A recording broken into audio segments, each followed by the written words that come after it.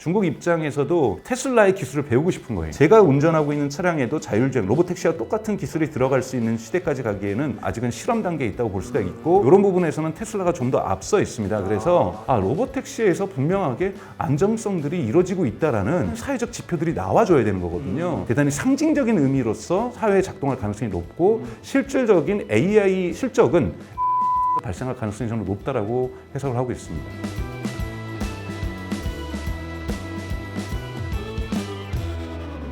일론 머스크가 이 AI 기술 개발을 위해서 엔비디아 칩을 갖다가 4조 원에서 한 5조 원 하나로 그 정도 구매하겠다고 했어요. 이 발언이 시사하는 바. 우선 어떤 의미가 있는 그러니까 여러분들이 보셔야 되는 것은 테슬라 같은 경우는 작년 7월부터 해서 도조 슈퍼컴퓨터를 만들고 있습니다. 도조 슈퍼컴퓨터가 사실은 GPU 칩의 클러스터죠. 작년 같은 경우에는 H100을 많이 구매를 못했습니다. 왜냐하면 H100을 테슬라에게 줄 부분이 많이 있지 않았거든요. 올해 1월 말에, 그러니까 2024년 1월 말에는 뭐라고 얘기를 했냐면 지금 FSD 11호 감에 있어서 문제가 병목 현상이 발생하고 있다. 엔비디아의 GPU 칩들, 그리고 테슬라도 도조 칩이라고 해서 GPU 칩하고 똑같은 이런 AI 가속기를 만들고 있습니다. 근데 이것이 생산량이 좀 많이 떨어지거든요. 그래서 이렇게 전체적으로 부족해서 학습하는데 병목 현상이 발생하고 있다고 얘기를 했어요. 근데 올해 4월 23일 날 1분기 실적 발표할 때는 뭐냐면 이 병목 현상은 해결되었다.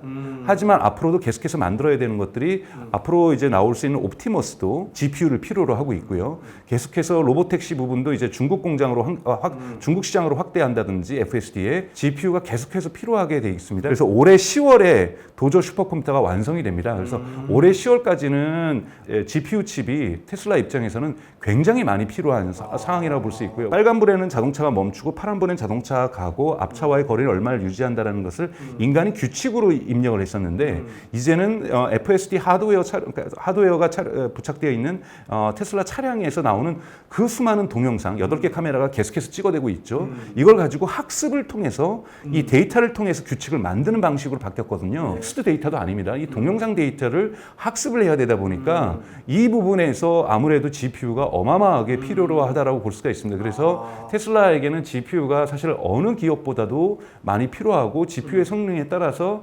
FSD의 성능 향상이 속도가 비슷하게 가기 때문에 테슬라는 계속해서 GPU 투자를 할 수밖에 없는 거죠. 자율주행 관련해서 한번 여쭤볼게요. 뭐 중국과 일본도 뭐 속도를 내고 있다라고는 하는데, 현재 글로벌 자율주행에 관련된 기술 어떻게 흘러가고 있는 겁니까? 뭐 일률적으로 평가를 하지 않지만 중국의 수준은 대단히 많이 나와 있습니다. 특히 이제 중국에서 하웨이라든지 또는 뭐 비아디라든지 벌써 이제 로보택시를 운영을 하고 있죠. 지금 전 세계적으로 상업용 로보택시를 운영하는 국가가 2개를 꼽으라고 한다면 그건 미국하고 중국입니다. 그러니까 중국은 여러 도시에서, 미국도 여러 도시에서 로보택시 시험 테스트를 지금 운영해주고 있고, 미국 같은 경우에도 웨이모가 했었고, 테슬라도 지금 FSD와 관련된 기본적인 장애물이었던 몇 가지 데이터 보호와 관련돼서는 중국 정부가 허가를 해준 상태잖아요. 그래서 테슬라가 지금 FSD를 중국에서 테스트를 하고 있고요. 중국 입장에서도 테슬라의 기술을 배우고 싶은 거예요. 테슬라가 지금은 이 중국하고 테슬라 기업 또는 웨이모라든지 구글이 가지고 있는, 알파벳이 가지고 있는 웨이모하고 테슬라의 기본적인 차이점은 엔드 투 엔드라는 거고, 나머지는 아직 엔드 투 엔드가 아니에요. 로보택시도 로보택시지만 우리가 일반 모든 승용차에서 레이더하고 라이다를 좀, 물론 이제 중국은 저가 라이다를 만들고 있습니다만 다 부착하기도 어려운 상태이기 때문에 제가 운전하고 있는 차량에도 자율주행, 로보택시와 똑같은 기술이 들어갈 수 있는 시대까지 가기에는 아직까지도 지금 아직은 실험 단계에 있다고 볼 수가 있고, 이런 부분에서는 테슬라가 좀 더 앞서 있습니다. 그래서 이런 부분을 중국에서 제가 보기엔 테슬라를 적극적으로 연구하기 위해서 테슬라의 중국 운행을 FSD 운행을 저는 허가할 가능성이 매우 높다고 보고 있고요. 그래서 저도 제가 제 책에서도 이제 언급을 하고 있는데, FSD가 실현되는 가능성들이 좀 더 빠르지 로보택시가 실현될 수 있는 가능성은 늦습니다. 왜냐하면 FSD는 당장에 월 구독료를 지금 $199에서 $99로 바꾼 상태고요. 그러면 FSD 지금 12.4가 테스트에 들어가는 거고, 아마 8월 8일 전에는 12.5까지가 나올 가능성이 높다고 보고 있어요. 12.4와 12.5는 12.3하고는 또 다른 엄청나게 기술적 진보를 지금 보고 있습니다. 그래서 이런 상황들이 이제 나온다라면 FSD를 구독하는 사람들이 많아질 거고요. 두 번째는 FSD를 라이센싱하는 기업이 등장할 수 있습니다. 예를 들면 포드라든지 혼다라든지 뭐 이런 데에서는 또는 르노 같은 곳에서는 우리가 자율주행에 지금 다 투자할 수는 없으니까 너무나도 막대한 돈이 들어가니까 우리가 테슬라의 자율주행을 쓰겠다. 이런 기업들이 나타날 경우에 이 시장에서의 즉 자율주행이 AI가 매출로 이어지는 재무제표의 매출로 등장하는 가능성들이 좀 더 빠르게 나타날 건데요. 로보택시는 여러분들 우선은 이거는 거의 홍보용이라고 봐야 돼요. 미국의 주요 도시, 중국의 도시에서 테슬라의 로보택시가 되면 이것이 매출을 많이 내는 것이 아니라 로보택시가 되는데 사람들이 타보니까 안전하다는 느낌이 들면은 아 나도 내 차에 있는 FSD를 한번 구독을 시작을 해서 한번 타봐야 되겠다는 생각이 들 거고요. 이런 안전에 대한 홍보 효과가 존재하는 거고요. 로보택시가 대중화되기 위해서는 특히 대도시에서 대중화되기 위해서는 이동 데이터가 필요하다는 것.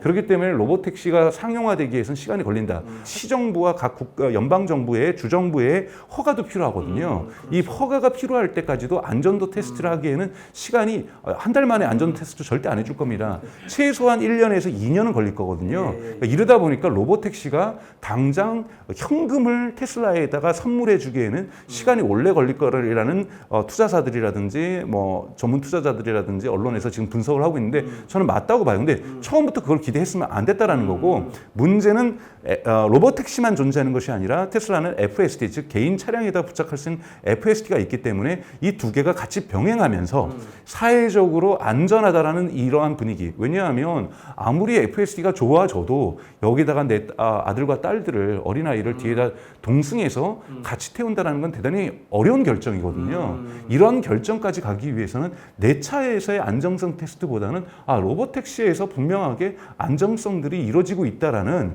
이러한 사회적 지표들이 나와줘야 되는 거거든요. 그래서 로보택시는 대단히 상징적인 의미로서 하나의 리트머스로서 사회에 작동할 가능성이 높고 실질적인 AI 자율주행에 의한 어떠한 실적은 FSD에서 발생할 가능성이 저는 높다라고 해석을 하고 있습니다.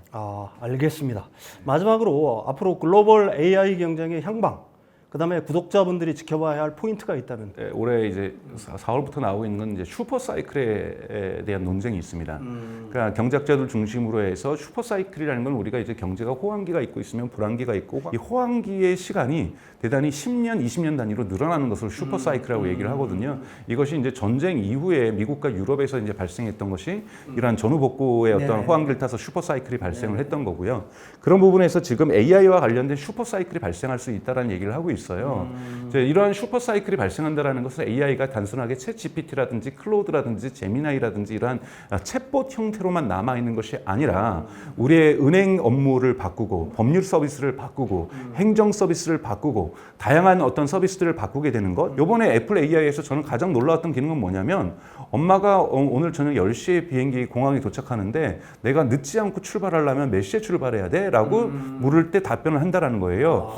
그 답변을 한다는 것은 뭐냐면 티맵이던 얘한테 시리가 접속을 해서 티맵에게서 그 공항까지 내가 위치하는 곳에서 공항까지 거리를 측정한 다음에 이 잼이라든지 어떤 교통량을 흐름을 파악해서 도착할 시간대쯤에 교통량을 파악해서 몇 시간에 출발하면 좋다라는 것을 이미 저의 앱을 작동시켜 버렸다라는 거예요. 이걸 보통 에이전트라고 얘기를 하는데 스마트폰에서 AI가 저를 대신해서 앱을 작동시켜 준다라는 것, 이런 시대로 지금 들어가고 있는 거거든요. 이렇게 되면 완전히 시장이 재편되는 거고요. 여기에 추가적으로 AI 로봇 시장이라든지 AI와 바이오테크놀로지의 컨버전스라든지 AI와 밀리터리의 컨버전스라든지 다른 산업에서 AI가 어떻게 기간 기술로서 작동하게 되는가. 그래서 전체적인 산업의 생산성들이 좋아지면서 산업의 붐들이 전개되는가. 이런 부분에서의 흐름들을 봐야 됩니다. 그래서 JP 모건 같은 경우에는 AI가 데이터 센터가 많이 만들어지다 보니까 에너지가 부족하잖아요. 그러다 보니까 에너지 산업에도 요즘 JP 모건은 투자를 하기 시작하고 있는 거고, 다양한 AI가 성장함에 있어서 AI와 연관된 산업들도 나타날 것이고 여기에 투자처들도 많이 등장할 거고요. 또 AI가 발전하기 위해서 에너지라든지 심지어는 물 부족도 대단히 심각합니다. 발열하는 것을 냉각시키기 위해서. 그래서 물 기업에도 요즘 투자가 일어나고 있어요. 그래서 생각보다 우리가 지금 그러한 정보들이 많이 전달되지 않아서 그렇지 미국 같은 경우에 지금 투자자들이 AI와 연관된 산업에 있어서의 성장률이 좋은 기업들을 사냥하기 시작하고 있고 투자처로서 발굴하기 시작하고 있다는 부분들, 그래서 이러한 뉴스들도 여러분 지켜보시면 좋을 것 같습니다. 알겠습니다. 앞으로도 인공지능에 관련한 새로운 소식이 나오면 또 소개해드리고 분석해보는 시간 가져보겠습니다. 오늘 말씀 감사합니다. 고맙습니다.